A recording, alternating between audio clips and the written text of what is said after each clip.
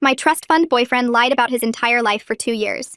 So, I surprised him with a family reunion he'll never forget. I met Ryan at a charity gala where he said he was representing his family's foundation that built schools in Africa. He wore an expensive suit and talked about growing up in Switzerland at boarding schools, and how his parents were diplomats who traveled constantly for humanitarian work. He had stories about skiing in the Alps, and summers in Martha's Vineyard, and speaking 4 languages fluently. He drove a nice car, he said was a graduation gift from Harvard Business School, and lived in a downtown loft that he claimed his trust fund paid for. I was 26, working as a project manager, and thought I'd met someone sophisticated and worldly, who also cared about making a difference. For 2 years, Ryan kept up this elaborate life story. He'd miss dates saying he had to conference call Tokyo for the foundation. He'd disappear for weekends claiming he was visiting his parents in Geneva. He sent photos from business trips that I later learned were stock photos from travel websites. He'd speak French on the phone, but it was just random words he'd memorized. He said he couldn't introduce me to his family yet because they were traditional and wanted him to marry someone from their social circle, but he was fighting for us. He made me feel special, like I was worth challenging his wealthy family for. The red flags were there, but I ignored them. Ryan never had. Photos with his supposed family. His LinkedIn showed different jobs than what he told me. He paid for everything in cash, saying he didn't trust banks with his family's money. His apartment had no personal items from this amazing international life. When I asked questions, he'd get emotional about how his parents' absence during childhood made certain topics painful. I felt bad for pushing and let things slide. Everything fell apart when my coworker Holly saw Ryan at a gas station wearing a uniform with the name Kyle on it. She took a photo because she thought it was someone who looked exactly like Ryan.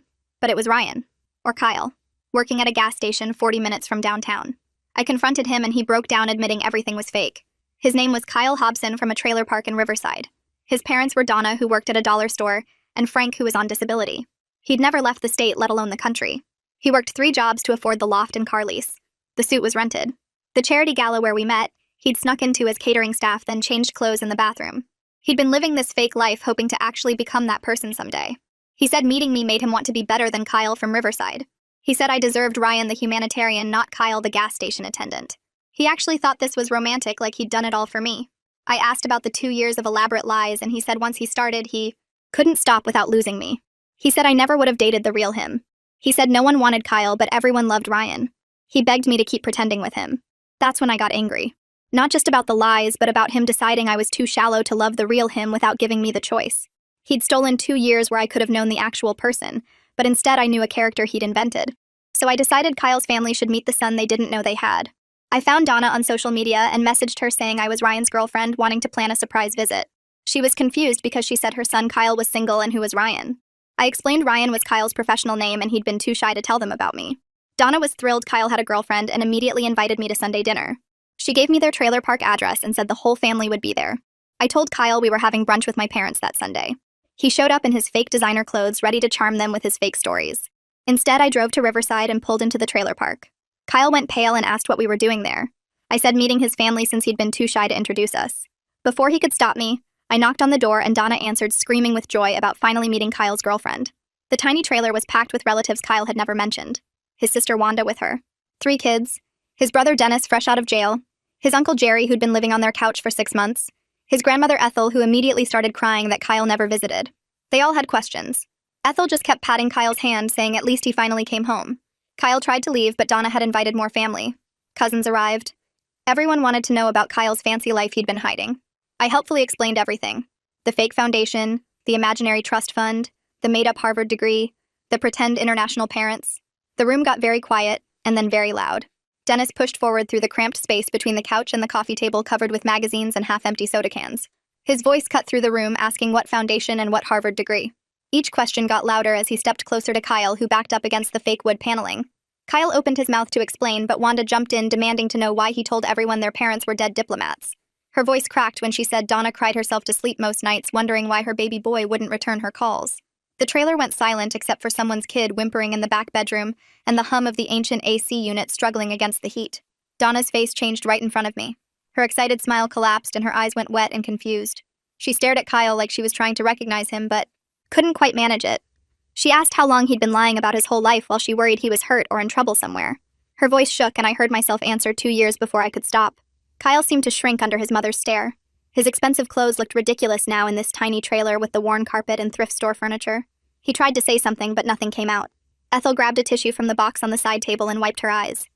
She said she thought Kyle was too important for his poor family now. That's why he never visited or called or showed up for Christmas. Her voice got higher as she talked about telling everyone at church how well her grandson was doing. Frank just sat in his recliner by the window, not moving.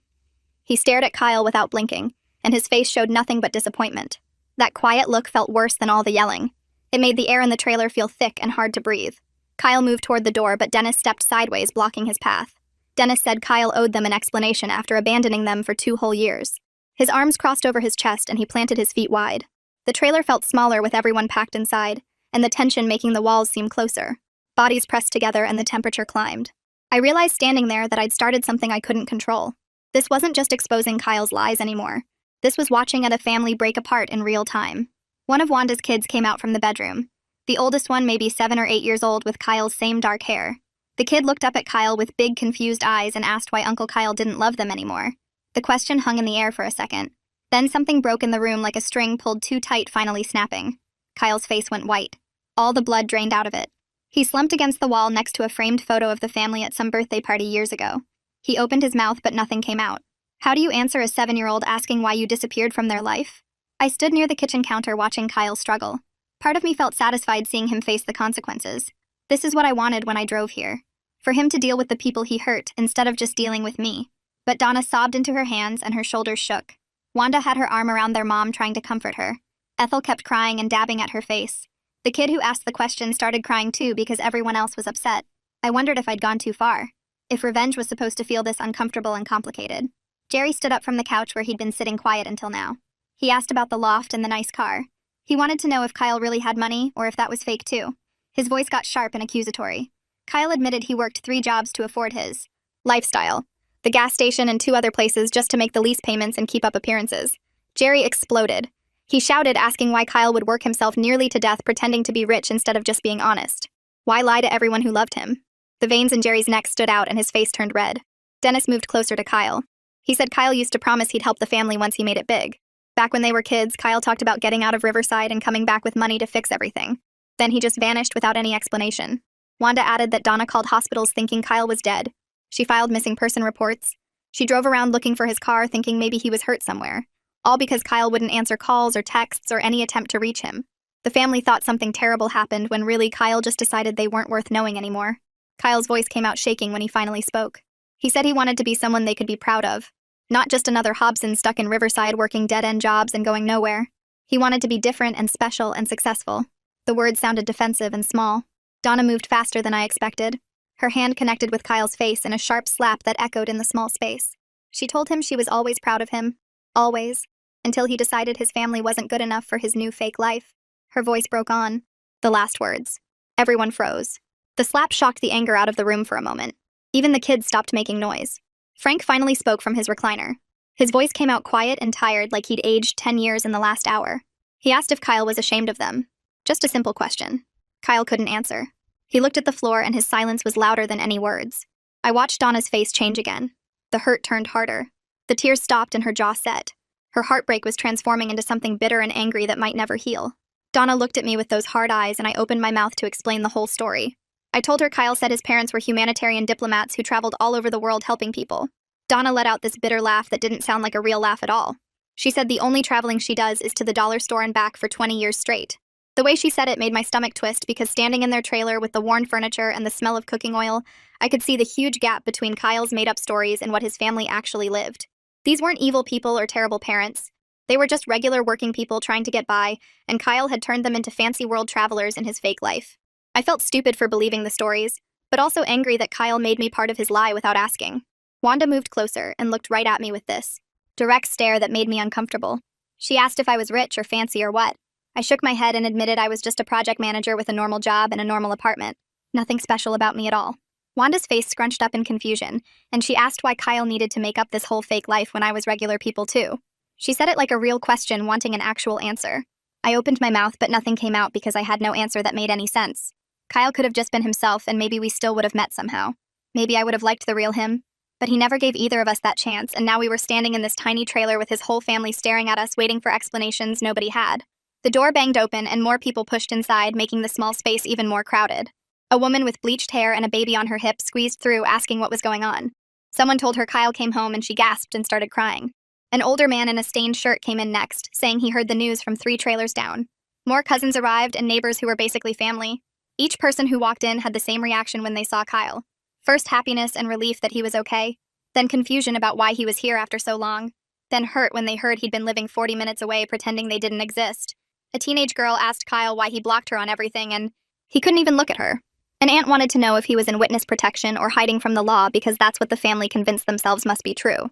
The idea that Kyle just didn't want to know them seemed too painful, so they made up better reasons.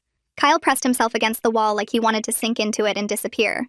His fancy clothes looked ridiculous in this setting. The fake designer shirt and expensive shoes just made him stand out as someone trying too hard to be something he wasn't.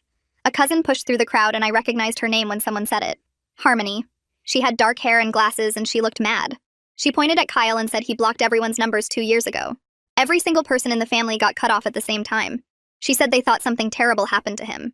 They imagined kidnapping or drugs or some dangerous situation where Kyle needed help but couldn't reach out. The family spent months worried sick making up worst-case scenarios. The Harmony's voice got louder as she said they never imagined Kyle was fine and just pretending his family didn't exist, so he could play rich boy with his fake life. Other people nodded and added their own stories of trying to find Kyle. Someone drove to his old apartment and found strangers living there. Someone else called hospitals thinking he was hurt. Donna even filed a missing person report before the police told her Kyle was an adult who could disappear if he wanted. The room felt hot and stuffy with too many bodies and too much anger building in the small space.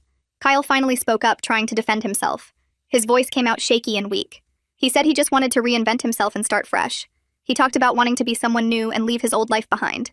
Dennis cut him off before he could finish. Dennis moved closer to Kyle and his voice came out hard and angry. He said, "You don't get to erase your family like they're a mistake you made. You don't get to pretend the people who raised you and loved you just don't exist because you're ashamed of where you came from." Other family members agreed loudly, and the anger in the room kept building higher and higher.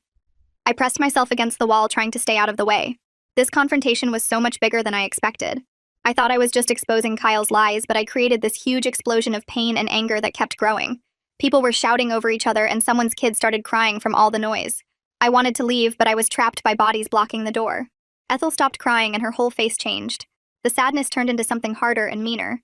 She started talking about her church friends and how she bragged about her grandson Kyle, who was doing so well for himself. She told everyone he was successful and making something of his life. She was proud and wanted everyone to know. Now finding out it was. So all lies made her look like a fool in front of people she'd known for 30 years. Her voice got sharp as she said she finally understood why Kyle stopped visiting. He wasn't too busy with his important life. He was just too ashamed of where he came from and who his family was. Ethel said the word ashamed like it tasted bad in her mouth. She looked at Kyle with such disappointment that even I felt uncomfortable watching it.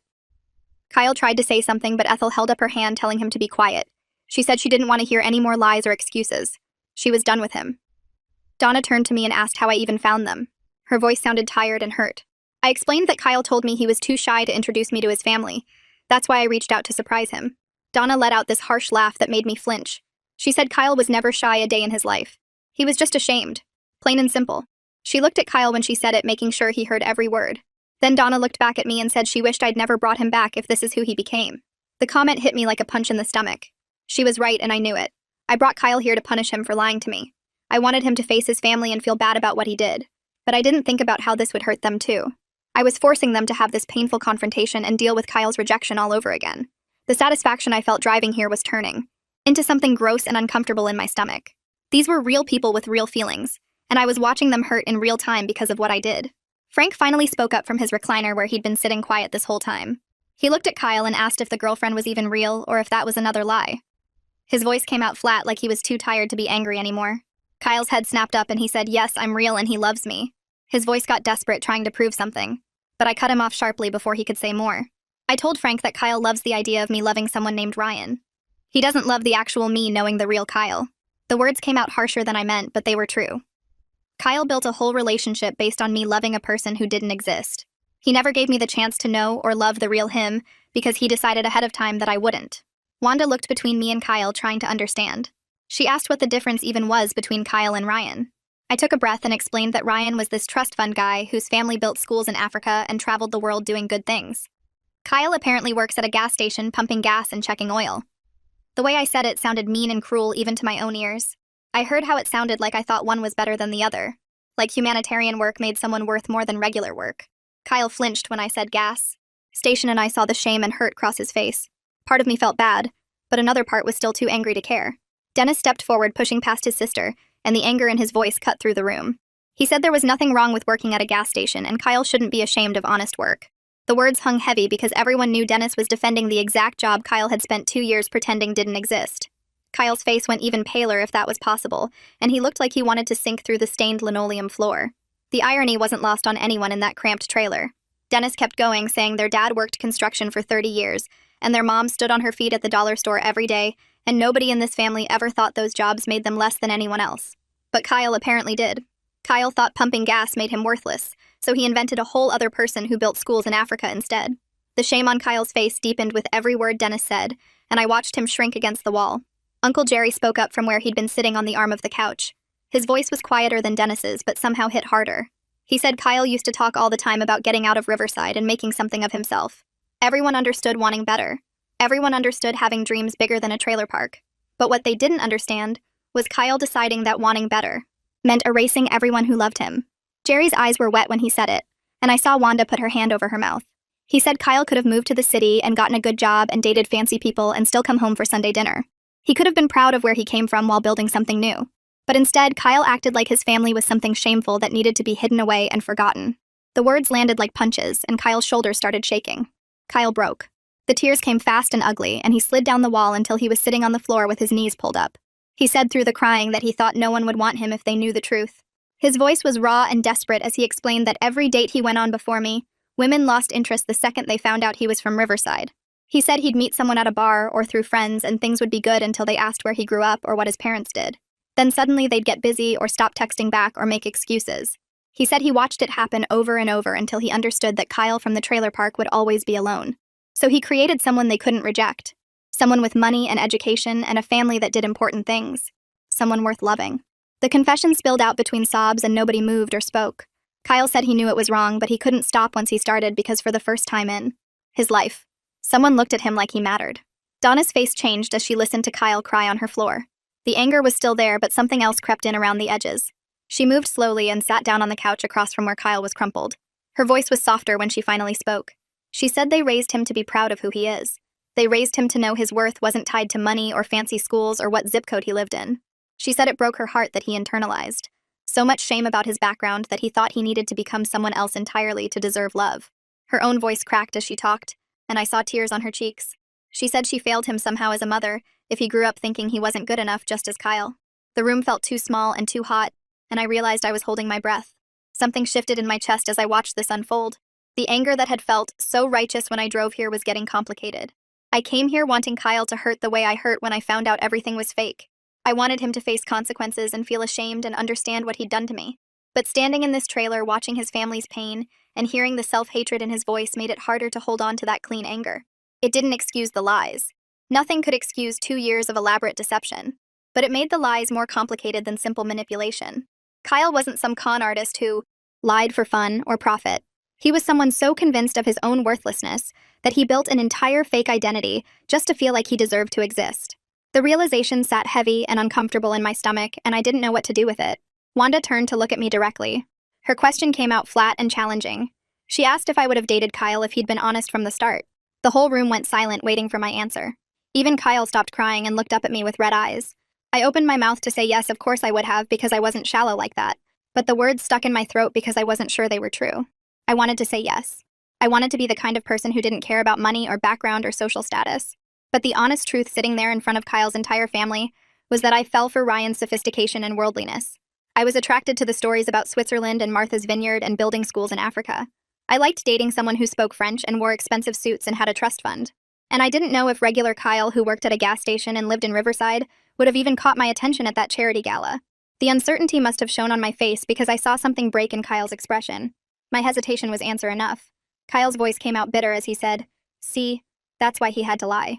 He said he knew I never would have given him a chance if he'd been honest about pumping gas and living in a trailer park. I argued back that he never gave me the choice to decide for myself. He made the decision for me based on assumptions about who I was. But Wanda cut through my defense, pointing out that my uncertainty right now suggested Kyle might have been right about my priorities. She said I was standing here claiming he should have been honest while simultaneously admitting I probably wouldn't have dated the honest version of him. The accusation stung because it was true. I wanted to protest, but the words wouldn't come because she was right. I was mad at Kyle for lying, but I couldn't honestly say I would have loved the truth. Dennis jumped back in asking what I did for a living. I told him I was a project manager trying to keep my voice steady. He asked how much I made, and the question felt invasive and rude. I gave a vague answer about making decent money, but nothing special. Dennis pressed harder, asking for an actual number. When I finally admitted my salary, he let out a low whistle. He said I made more than anyone in this trailer. More than Donna and Frank combined. More than him and Wanda and Jerry put together. He said maybe I did care about money more than I wanted to admit if I was making that much while dating someone I thought had even more. The accusation hit hard because I'd never thought of myself as someone who cared about wealth. But Dennis was right that I'd been attracted to Ryan's money and status, even if I didn't want to examine that too closely. The confrontation was turning in a direction I never expected. I came here to expose Kyle's lies and watch him face his family's anger. Instead, his family was defending him and questioning my values. I came here feeling righteous and justified in my revenge. But now I was forced to examine my own biases about class and money, and what I found attractive about Ryan's fabricated wealth. The satisfaction I felt driving to Riverside was completely gone. In its place was an uncomfortable awareness that maybe I wasn't the innocent victim I'd been telling myself I was. Maybe I'd been complicit in Kyle's lies by being exactly the kind of person who would reject him for being poor. The realization made me feel sick, but I couldn't deny it standing there in front of his family. Frank spoke again from his recliner. His voice was still quiet and tired, but it cut through all the noise. He said Kyle was wrong to lie and nobody was saying different, but he wanted to know what I expected to accomplish bringing Kyle here today. I swallowed hard and admitted I wanted Kyle to face the people he hurt. I wanted him to deal with consequences and feel bad about what he did. Frank nodded slowly and said mission accomplished. Then he asked now what? The question hung in the air, heavy and unanswerable. I realized I hadn't thought past the revenge. I wanted to hurt Kyle the way he hurt me, but I didn't have a plan for what came after. I didn't think about how this confrontation would affect his family or force me to confront my own ugly truths. I just wanted him to suffer, and now everyone was suffering, including me, and I didn't know how to make it stop. Ethel stopped crying long enough to look at me directly and ask if I ever loved Kyle, or just the idea of Ryan. The question hit me like a punch because I didn't have a good answer ready. I opened my mouth, but nothing came out that sounded right. I loved who I thought he was, but that person never existed outside of Kyle's imagination. How could I know if I would have loved the real Kyle when I never got the chance to meet him? The question made my brain hurt trying to work through it. I stood there in the cramped trailer surrounded by Kyle's family, feeling like I was the one being judged now instead of him. Ethel kept staring at me, waiting for an answer, and I finally admitted I didn't know. I said I loved Ryan, but Ryan wasn't real, so maybe I never loved anyone at all. The words sounded hollow even as I said them. Kyle looked at me from across the room where Dennis still had him blocked against the wall. He asked quietly if we could talk privately, and I almost said no. Part of me wanted to leave right then and drive back to my normal life. But I agreed, and we walked to the trailer door together. Dennis moved aside but gave Kyle a look that said he better come back inside. The evening air outside felt thick and humid after the stuffiness of the packed trailer. I could hear kids playing somewhere nearby, and someone's TV was turned up too loud playing a game show. Dogs barked from a few trailers down. The sounds felt wrong after 2 years of Kyle describing his childhood in Swiss boarding schools and summers in Martha's Vineyard. Those places were quiet and fancy in my head, but this was loud and real and completely different. We stood on the small wooden steps outside the trailer, and Kyle didn't say anything at first. He just looked out at the rows of trailers and chain-link fences like he was seeing it all for the first time, even though he grew up here. Finally, he said he knew he messed up bad and hurt everyone. He asked if I could understand why he did it. I crossed my arms and waited for whatever excuse was coming. Kyle started talking about growing up poor and how people treated him different the second they found out he was from Riverside. He said he'd go on dates before me and things would be going great until the woman asked where he lived or what his parents did. Once they knew the truth, they'd suddenly remember they had to leave early or they'd stop returning his calls. He said he watched it happen over and over until he started to believe the problem was him being Kyle from the trailer park. He thought if he could just be someone else, someone from the right background with the right education and the right family, then people would see him as worthy. His voice cracked when he said worthy, and I felt something shift in my chest. I told him I got the insecurity part because everyone has stuff they're ashamed of or want to change. But he stole 2 years of my life where I could have known a real person. Instead, I knew a character he made up, and every single memory I had with him was fake now. The ski trip to Colorado that he said his trust fund paid for, the fancy dinners where he talked about his foundation work, the weekend he supposedly flew to Geneva to see his parents. All of it was lies, and I couldn't separate the real moments from the fake ones anymore. Kyle said some of it was real, and his feelings for me were always real, even when everything else was pretend. I asked how I was supposed to believe that when he'd proven he could lie about anything. He didn't have an answer that made sense. We stood there in uncomfortable silence, watching the sun get lower behind the trailers. Kyle said he'd do anything to make it right and fix what he broke. I asked if he could give me back 2 years and the ability to trust people again. He went quiet because we both knew he couldn't. The revenge I wanted when I drove here felt empty now. Destroying Kyle and watching his family tear into him didn't undo what he did to me. It just made more people hurt, and I was the one who caused it. I told Kyle he needed to reconnect with his family and deal with all the damage he caused them by disappearing. He asked if that meant we were done, and I said yes. I said we were done the moment Holly saw him pumping gas in that uniform. This whole thing today was just the final chapter, the epilogue to a relationship that never really existed. Kyle asked if I was going to tell people at the charity gala circuit about him. He wanted to know if I'd expose how he crashed events and pretended to be someone else to meet women. I realized I could destroy whatever was left of his fake life if I wanted to. I could call the foundation he claimed to work for and the business school he said he graduated from. I could post about it online and make sure everyone in our social circle knew Kyle Hobson was a fraud. But standing there looking at him broken and ashamed, I didn't want to destroy him more. I told him I wasn't interested in ruining him further. I just wanted to be done with all of it and move on with my life. I walked back into the trailer, and the family went quiet when I came through the door. I looked at Donna and said I was sorry for the way I did this. She asked what I was apologizing for, exposing Kyle's lies or the public shaming in front of everyone. I admitted I didn't know. Maybe both.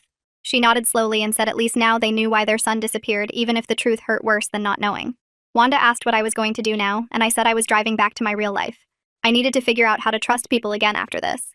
She said that was fair and she didn't blame me for being mad.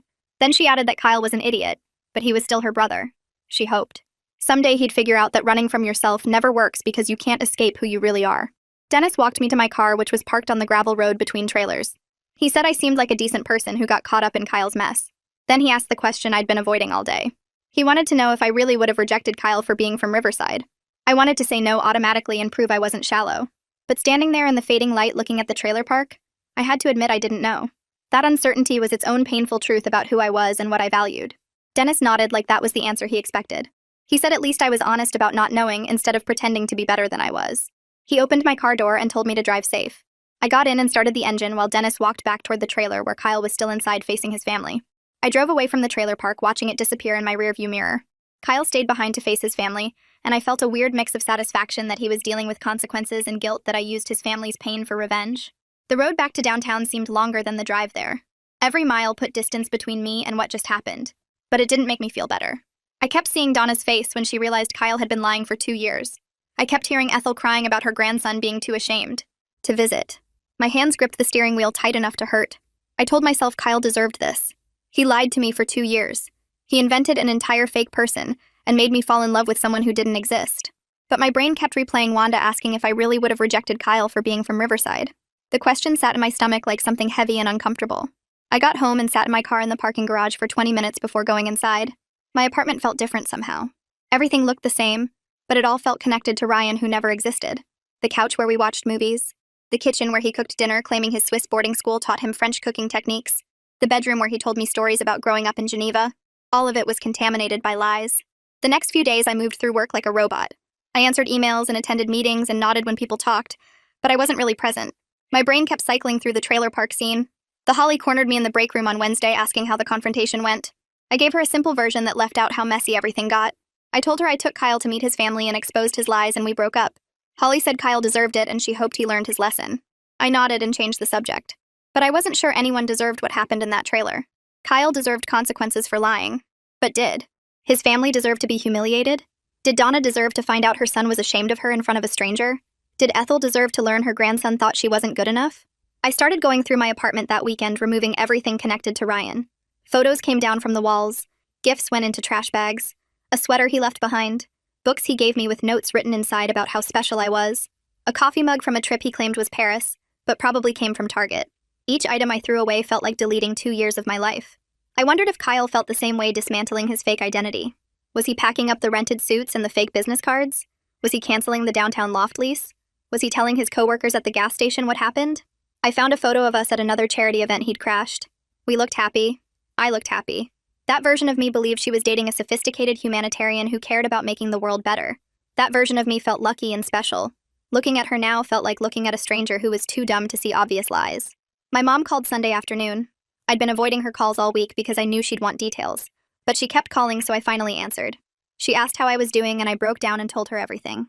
The fake trust fund, the invented international background, the real family in Riverside, the trailer park confrontation, all of it came pouring out while I sat on my bathroom floor crying.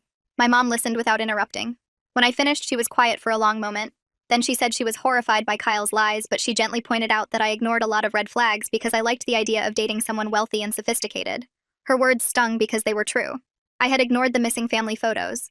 I had accepted vague explanations about his job. I had believed obvious lies because I wanted to believe them. She asked if I would have given Kyle a chance if he'd been honest from the start. I couldn't answer. The question made my chest tight. I thought about Wanda asking the same thing. Would I have dated Kyle if he'd been honest? The uncomfortable answer was probably not. I was attracted to Ryan's polish and worldliness.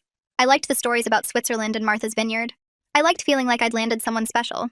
Regular Kyle from Riverside wouldn't have stood out at that charity gala even if he'd been invited for real. He would have been just another guy in the crowd. That truth about myself was hard to face. It meant Kyle was partly right about why he had to lie. Not right to actually lie, but right that I probably wouldn't have given him a chance otherwise. I spent the next week thinking about my own values. What was I actually looking for in a partner? Kyle was wrong to lie. That part was clear. But I was also wrong to be so impressed by surface things, like expensive suits and fake stories about boarding schools. I had ignored obvious problems in his story because I was dazzled by the image he created. 2 weeks after the trailer park confrontation, I got a message from Kyle. My stomach dropped when I saw his name pop up on my phone. I almost deleted it without reading, but curiosity won. The message said he'd moved back to Riverside for now to rebuild his relationship with his family. He quit the downtown loft and the fake life. He was in therapy dealing with his shame about where he came from and his issues with self-worth. The message was short and didn't ask for anything. Kyle's second message came through a minute later. This one was an apology that felt more real than his breakdown confession at the trailer. He wrote that he understood he hurt me, his family, and himself with his lies. He didn't ask for forgiveness or another chance. He just said he was sorry, and he hoped I could move forward with my life. I stared at the messages for a long time. Part of me wanted to respond. Part of me wanted to tell him off. Part of me wanted to ask questions about what therapy was like and if he was really changing. But I didn't respond. I didn't delete the messages either, though. They sat in my inbox as proof that Kyle was at least trying to deal with his problems. That was more than fantasy Ryan could have ever done because Ryan didn't exist and couldn't grow or change. Holly invited me out the following Friday to try to cheer me up. We met at a bar downtown where some of her friends were hanging out. They were nice people who asked about my life and my job. Eventually, someone asked about my dating life. I found myself telling a basic version of the Kyle story. I kept it simple. Guy lied about his background. I found out. We broke up. Holly's friends were all properly outraged on my behalf. They called Kyle horrible names and said I deserved better. They bought me drinks and told stories about their own bad relationships. Their anger felt fake compared to the complicated reality. They were performing outrage because that's what friends do, but none of them understood how messy the truth actually was. Charity gala events stopped feeling so special after that. I realized they were full of people performing versions of themselves they thought others wanted to see, and I'd been just as guilty of it as Kyle. I stopped going to those events entirely and focused on building friendships with people who knew the regular version of me, not some polished fantasy. My apartment felt different after I cleared out all the Ryan stuff. It was like removing a layer of fake decoration and seeing the real walls underneath. I bought new furniture that I actually liked instead of pieces I thought looked sophisticated. I hung photos of real moments with real friends instead of carefully staged pictures that looked impressive but felt empty. Work became a place where I could be honest about what happened. My boss asked why I seemed distracted for weeks, and I told her a simplified version of the Kyle situation. She shared her own story about dating someone who lied about having a graduate degree. It helped knowing other people had dealt with similar betrayals and survived them. I started running in the mornings to clear my head. The physical activity gave me something to focus on besides replaying every conversation with Kyle and wondering which parts were real. During one of those runs, I passed a community college campus and wondered if that's where Kyle ended up working. I didn't stop to check, but the thought stayed with me. 6 months felt like both forever and no time at all. I was doing better in measurable ways. I slept through the night most of the time. I could talk about what happened without feeling like my chest was squeezed. I went on a few dates that didn't work out, but also didn't leave me devastated. Progress felt slow, but real. Then Kyle's name popped up on my phone with a LinkedIn message request. My first instinct was to delete it immediately.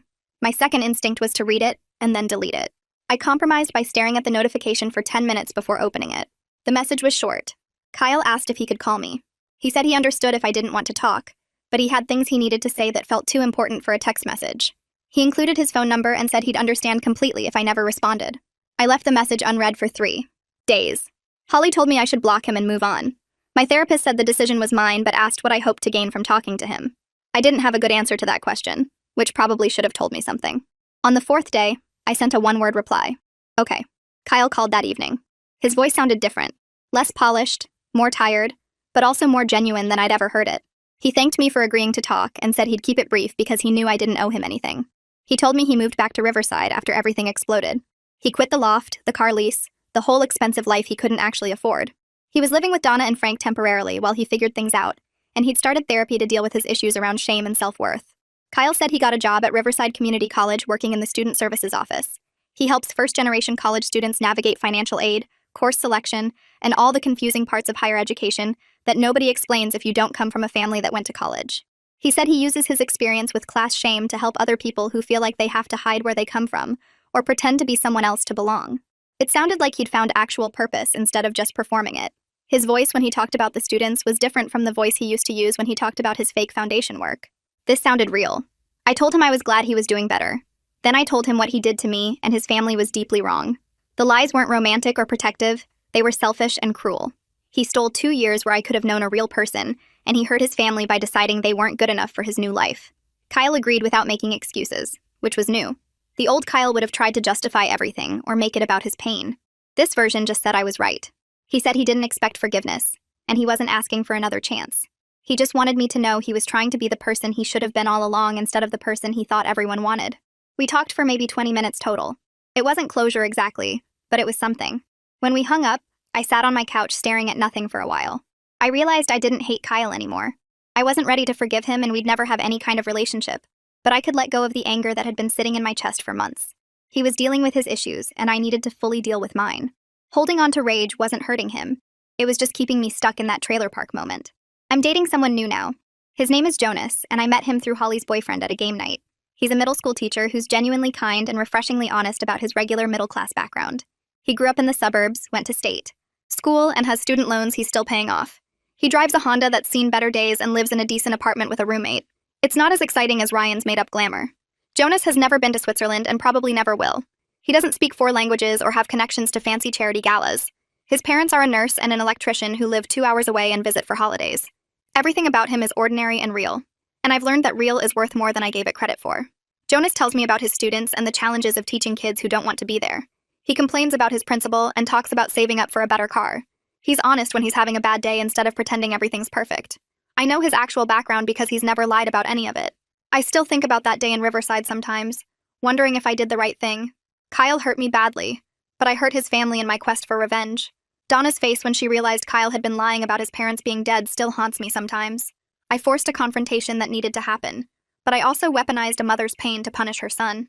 I've accepted that I might never have a clean answer about whether my actions were justified. Life doesn't wrap up neatly with clear villains and heroes. Sometimes everyone's a little bit wrong and you just have to figure out how to move forward anyway. Kyle's dealing with the consequences of his lies, his family's dealing with the consequences of his abandonment, and I'm dealing with the consequences of my revenge. We're all just trying to be better versions of ourselves than we were in that cramped trailer surrounded by hurt and anger and years of unspoken pain.